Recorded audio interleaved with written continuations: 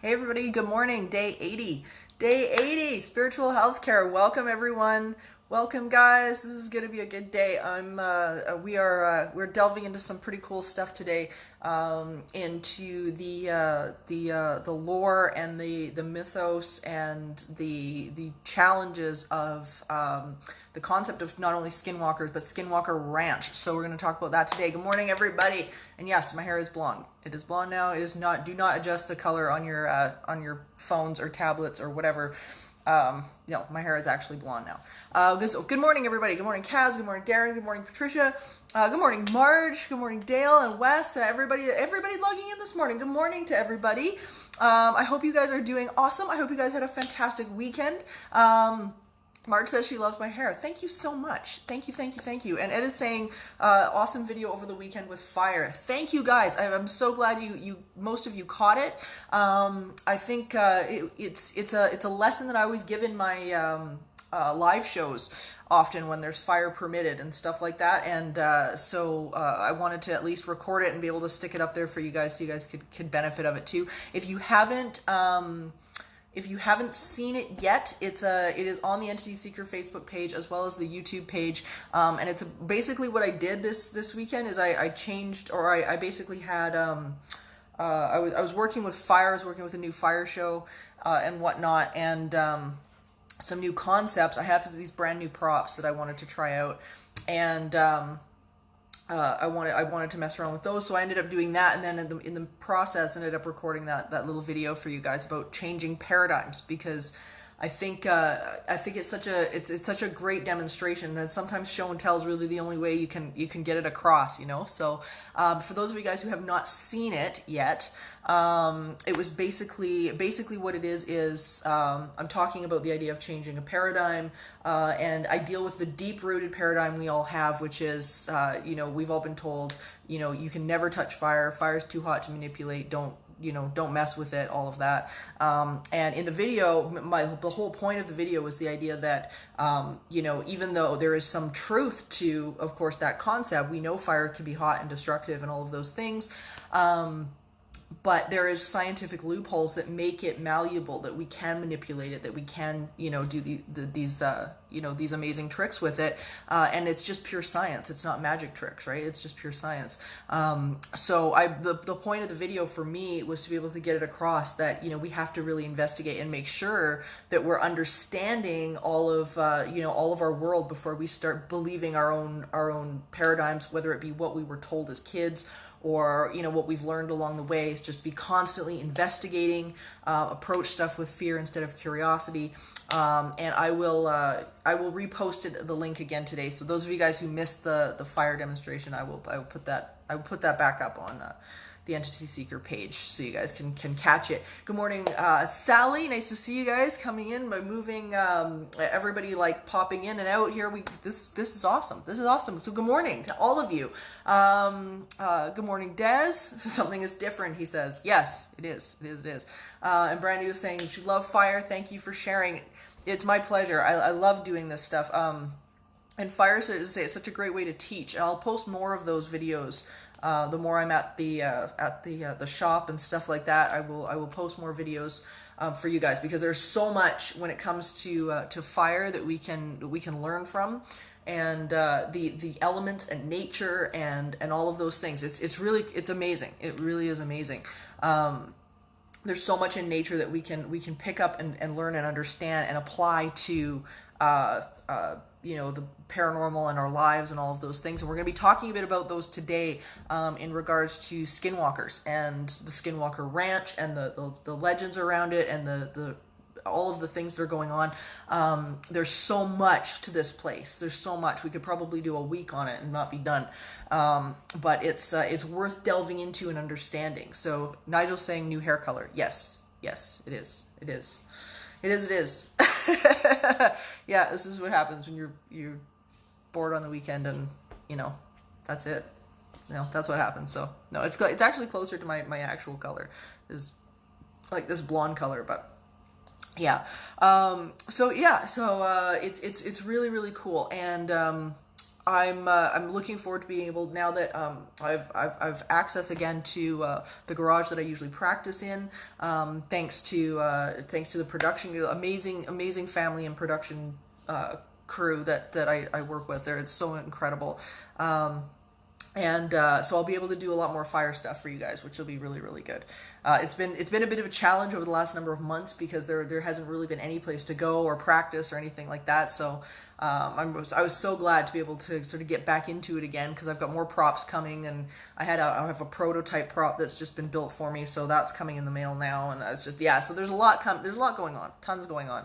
I hope you guys had a fantastic weekend though. I hope you guys got a lot done, that you found some joy, found some peace, got a chance to maybe look at some of the papers and stuff like that I've posted on EntitySeeker. And so today I want to talk about this because it's now a TV show, the Skinwalker Ranch TV show on history. And I heard about this case quite a long time ago now, and it was through a journalist by the name of George Knapp. And he has looked into and investigated this area in Utah for quite a long time. It's in one of the basins in Utah itself, and it was originally acquired by a couple named Terry and Gwen Sherman, and it was such an interesting story because the cases and reports, they go all the way back to the 70s. Like, the first public accounts, the first written accounts were in 1996, but when you go right back into it, you can find stuff right back to the 1970s, and often it would start, and people would report seeing UFO phenomenon. They're seeing lights in the sky and then this kind of thing, and they didn't know what the heck was going on. But that ended up being followed up by a lot of cattle mutilations, really weird things, such as like animals just being found that looked like they'd just been cut apart by someone doing an autopsy. It was very, very weird. And it wasn't until a fellow by the name of Robert Bigelow, he ended up buying the property in I can't remember what year it was, but he ended up buying the property.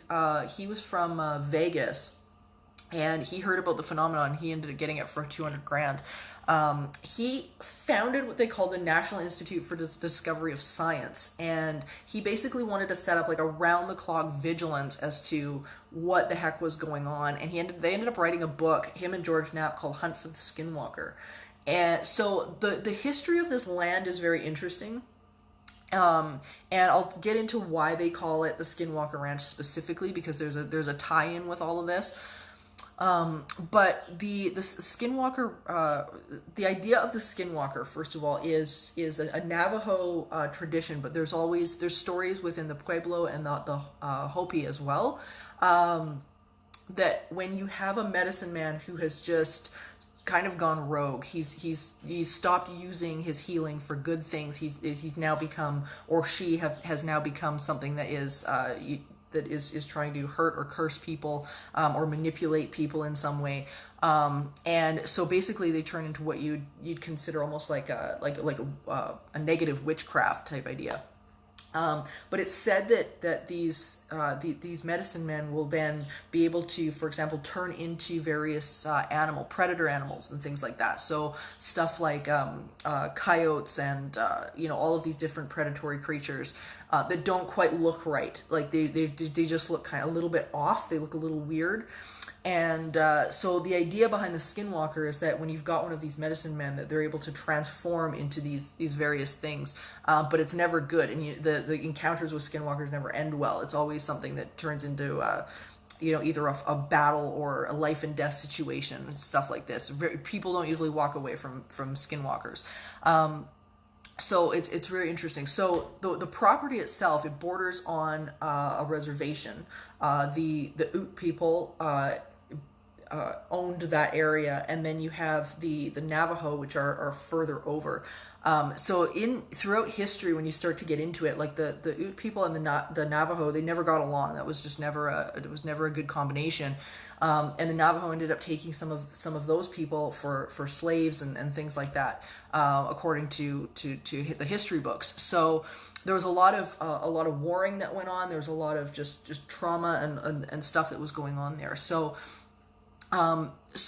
when we get into investigating some of a property like this can be really tricky, because not only are they dealing with UFO phenomenon, but they have also been seeing what they claim to be like these skinwalker type coyotes, dog looking things, these sort of dog-like things that often will walk on two legs. They'll approach cattle or something like that, and take off with calves.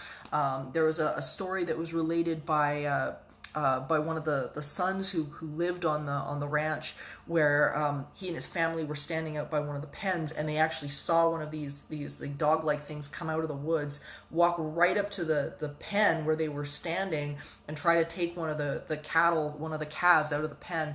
And the father turned, he got his gun or something like that, and ended up shooting this thing a few times, and it just didn't even seem to care. It just kept going. So just really strange things. So anyway, that's where the name Skinwalker Ranch ended up coming from, was the idea that this place was full of them, and because they live in a basin, there's kind of this great big ridge, and they would see these dog-like things walking along the top of the ridge, and then they would seem to walk into almost like a light and disappear.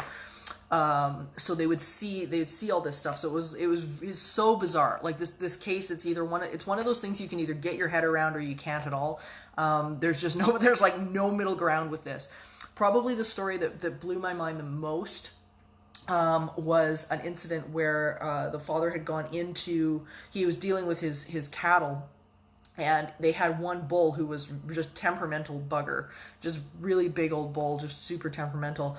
He went into his house for about 5 minutes, and when he came back out, his entire herd of cattle was gone, and he couldn't figure out what the hell just happened. Like, he had just been out there. He literally came in for a drink of water. He comes back out, and he finds the entire herd of cattle stuffed into a cattle van, like a trailer, including this bull, who was just a nightmare to like, you couldn't drag this thing anywhere. He was just so dominant, and he and the other cattle were all stuffed into this trailer, like, with no issue. And he described them to be in almost like a trance state, like this really weird trance state. And so he ended up, of course, bringing them all back out and whatever. But it was like just really strange stuff. So they ended up, along the line, seeing or hearing some sort of voice as well throughout the property. People were reporting coming up to the property and feeling like sick to their stomach. They were feeling like disoriented, almost like the same effects as you get with high levels of electromagnetics, where people were having these very strange, just upset stomach, headaches, all this kind of thing. And they would hear this voice, and it was almost like in the Enfield case, or some of the other cases we've talked about here on Spiritual Healthcare, where it seemed like the entity was, it would laugh at them, it would taunt them, it would make fun of them, all sorts of crazy things. So anyway, the ranch eventually was sold. So it is currently not under the Shermans. It's owned by Adamantium Real Estate. So they ended up selling it off again, because they were having a terrible time with people like trying to break onto the property and all sorts of stuff. So they began to really question like what was going on. Is this real? Is this fake? Is this like what is happening?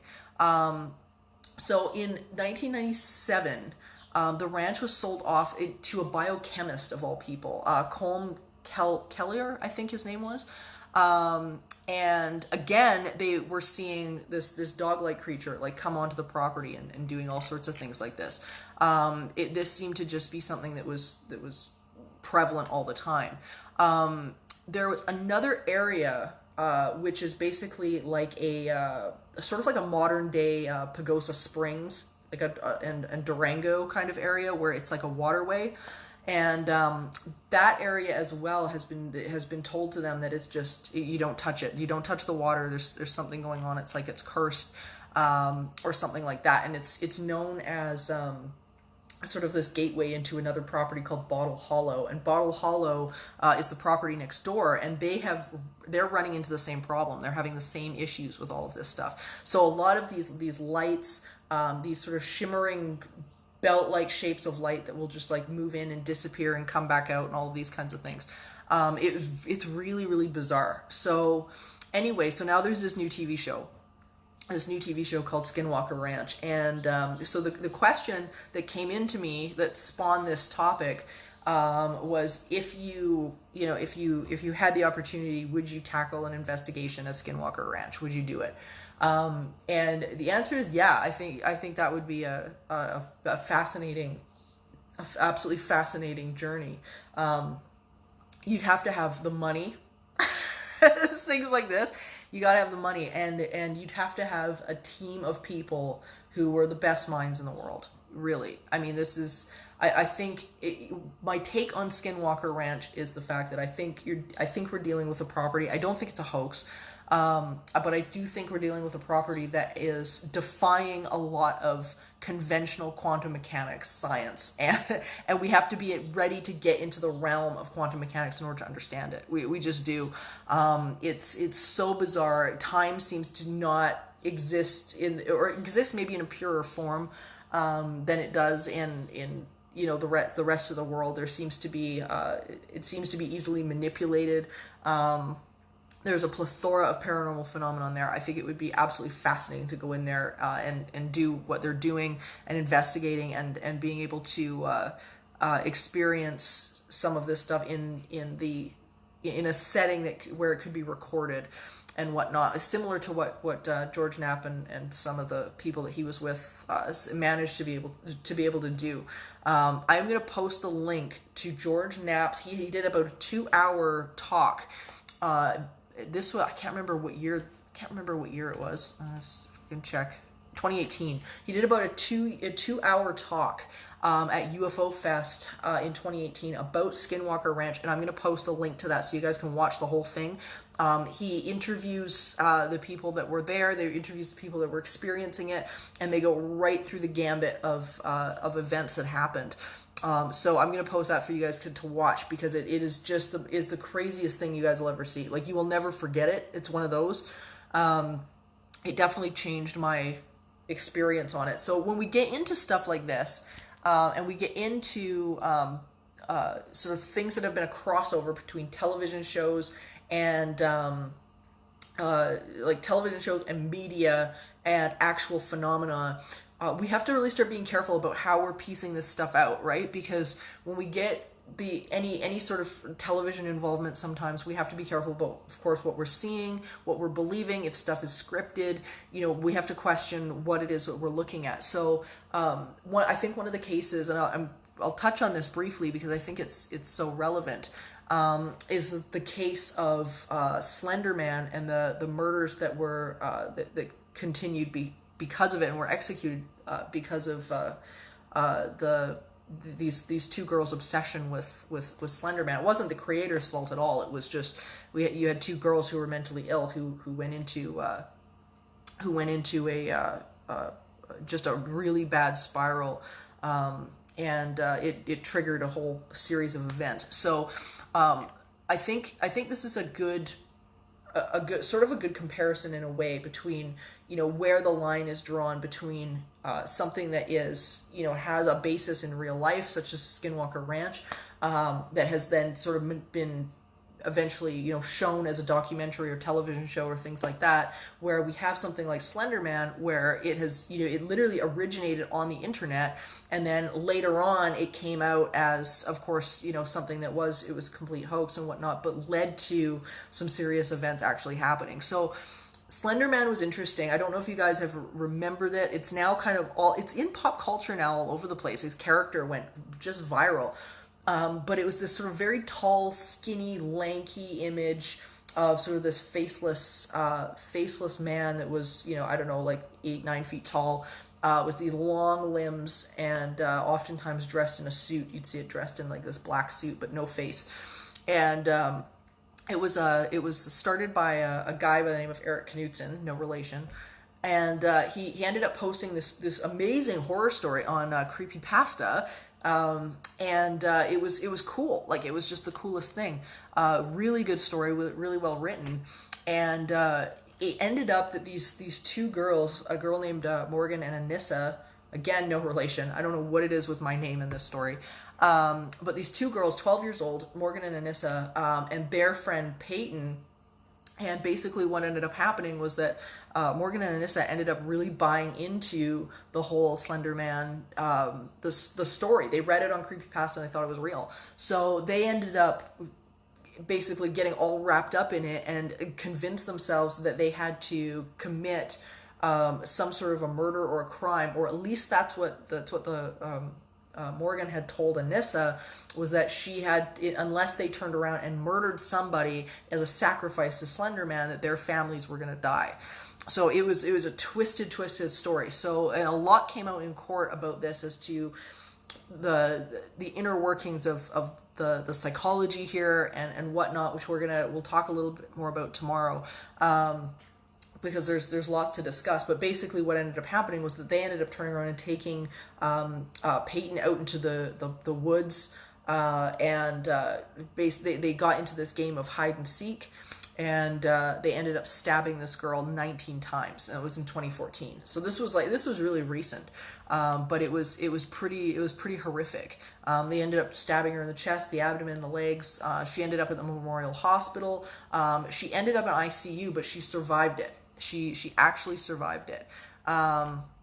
Sally's asking, was there a movie about that? You know, there might have been. There was supposed to be a Slender Man movie that was coming out, but I don't know what happened to it. Probably just production stalled because of COVID, right? But I don't know. But apparently there was a Slender Man film that was supposed to be out. I have not seen it. But it was pretty crazy. So Morgan and Anissa ended up running away. And they believed that it was somewhere in Wisconsin's Nicollet National Forest, that they believed that this creature existed. So it was really, just absolutely bizarre. So when we break down the psychology of people like this, again, we've got this idea that this phenomenon, we hear about it on the internet and stuff like that. Does this phenomenon exist? And again, this is another situation where we have to begin to investigate. We have to look at this stuff with the curiosity enough to start doing our research and to start digging around. Which obviously, as I say, Morgan and Anissa, there was none of that going on here, right? Like, it was just whatever was in front of them. They were buying into, and we just have to be super careful about that. With Skinwalker Ranch, it's very different because we've got teams of people, we've got teams of witnesses, we've got really good minds that have gone into the field, got into this, and begun to understand exactly what the phenomenon is that's going on. They've been able to research it and whatnot, and present evidence and a book and multiple other things that have been very compelling. So I think when we have these different pieces of phenomenon within pop culture, because Skinwalker Ranch is almost becoming pop culture now, when we begin to understand that there's these backgrounds to it, and we can start looking into it, you can usually dig to the bottom of it somewhat quickly as to whether or not there's a basis to what's going on. And in the case of Slender Man, it doesn't really take too much to figure out exactly what's up. But I thought I'd read a little bit about people that can kind of fall into the same patterns as people like Morgan and Anissa.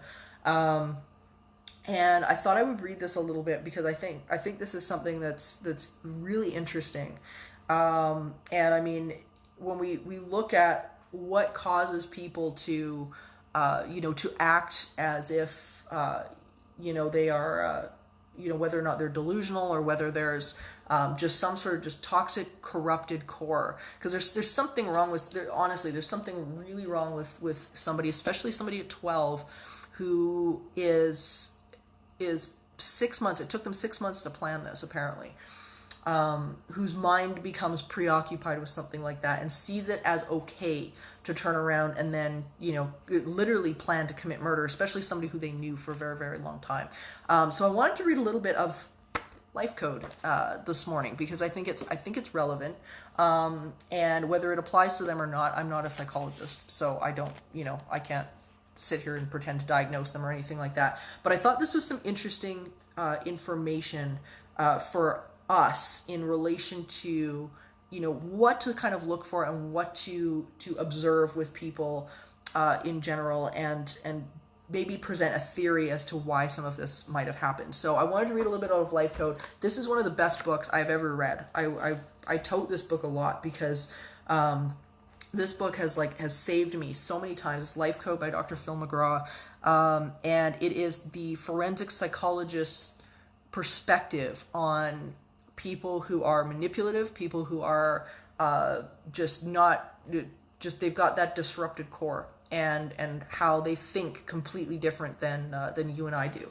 So I wanted to read a little bit out of this because I think this is really interesting. In the 4th edition of the American Psychiatric Association's Diagnostic and Statistical Manual, the disorder is characterized by a pervasive pattern of disregard and violation of the rights of others, and begins in childhood or early adolescence and continues into adulthood. Those diagnosed with antisocial personality disorder as adults were becoming diagnosed with conduct disorder as children. Fire setting and cruelty to animals during childhood are linked to the development for antisocial personality disorder. According to the National Institutes of Mental Health, the cause of antisocial personality disorder are unknown. Genetic factors and child abuse are believed to contribute to the development of the condition. People with antisocial or alcoholic parents are at increased risk. Far more men than women are affected. The effectiveness of treatment for antisocial personality is not known. Treatments that show the person the negative consequences of illegal behavior seem to hold the most promise. From your own experience, you probably know people who routinely behave as if the rules of society simply don't apply to them. It's absolutely imperative that you develop an urgent awareness of who these people are, because they're dangerous to be around. They can get you in trouble just by being in the wrong place at the wrong time. And even worse, the rules that they break can be in their interactions with you, because you become an unwitting target. I want you to join me in performing what I call a life scan, an intuitive-based risk assessment to start you down the road of listening to and trusting your instincts. And I think it's really important that we are able to take a hard look at some of this type of a case, because when we start to understand, when we start to investigate, people who are playing into not only the phenomenon, but playing into our fears, our worries, and our concerns about things like paranormal activity, like Slender Man. Something like Slender Man is so it's got an interesting backstory. It plays on our fears, it plays on our worries. So when we hear stuff like this, oftentimes what will happen is that, our brains will start to get triggered, and we'll think to ourselves, this fits into my box. This fits into the fear that I've created or whatnot. So we have to be conscious of that. We have to be conscious of what we're seeing and hearing on the media in regards to these types of stories. So when we get into something, as I say, like Skinwalker Ranch, and we can delve into it, we can start to see these patterns, and we can start to see, who's investigated it, what's gone on, what it looks like. And then when we take a look at something like Slender Man, we look back and it's very easy to find. Really, really, really easy to find that this stuff is, it was created for fun and entertainment, and it's a great story on Creepypasta. It's really awesome. But then you get people that, they either take it too far, or you get a toxic personality like this, and all of a sudden it starts to spin, and it's not good. So just, it's something to be conscious of, and as I say, being able to turn around and pay attention to what we're looking at is really my whole point of today. And what we're looking at on television. And Sally says she just found the Slender Man movie. It was in 2018. Yeah, so I don't know. I don't know whether it was based off of the murders or what, but it looked really good. So anyway, you guys, to let us go into the day after that kind of interesting little information session, everybody take a breath. We'll do some peace affirmations as we move into our wonderful Monday. I am a channel of peace and well-being, and my need for peace is abundantly met. I unconditionally accept love and appreciate myself and who I am. I recognize and am grateful for the abundance that is constantly flowing into my life, which I can choose to allow or not. I feel with every breath a sense of peace and love. I help others by maintaining and tending to my connection with Source as much as possible. This well-being is accessible to me, even in a sea of uncertainty. And at this moment, all is well. I am able to liberate myself from my past and live with peace and serenity. I can see and appreciate all the beauty and abundance of life around me. I am able to embrace love while letting go of fear. And I find peace with the soothing silence of my inner being. Everybody take a breath.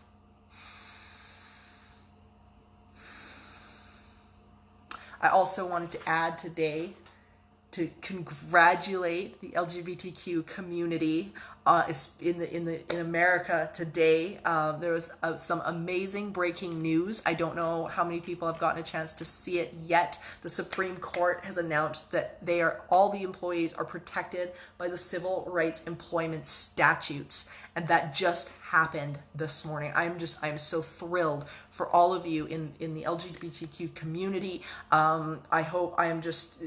I think it's a landmark decision, and I hope that it begins to turn this around for you guys, so that you guys have less to worry about, because I know there were rights and things like that have been threatened to be taken off the table over the last little while with the the current government and things like that, and I am so happy for all of you that this is now something that is it is solid, and you guys you're set in at least that area, and it just made me so happy this morning. So congratulations, and I will see you guys all tomorrow. Tomorrow morning on Spiritual Healthcare yet again. We got more stuff to cover. There's so much to cover. We're going to be talking about everything from like water and healing this week to all sorts. Yeah, we're going to run a gambit of topics this week. It's going to be really good. So I will see you guys on Tuesday, and tomorrow morning, Spiritual Healthcare, everybody. See you later. Bye-bye.